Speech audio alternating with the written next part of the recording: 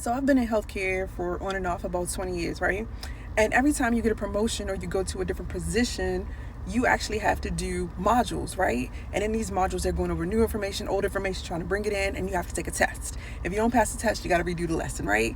And so you got to keep doing this over and over again, no matter how long you've been doing it, it doesn't even matter. And if you do not pass the test, you have to do the lesson again. So it is in the natural, so it is in the spirit.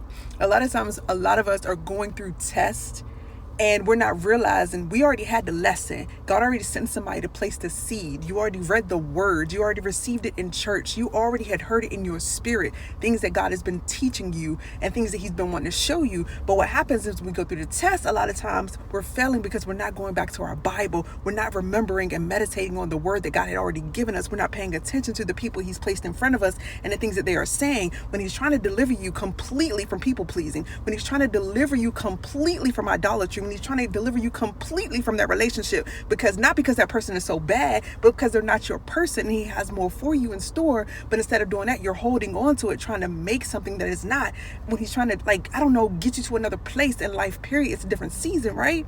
You have to pass the test. And if not, you'll redo the lesson.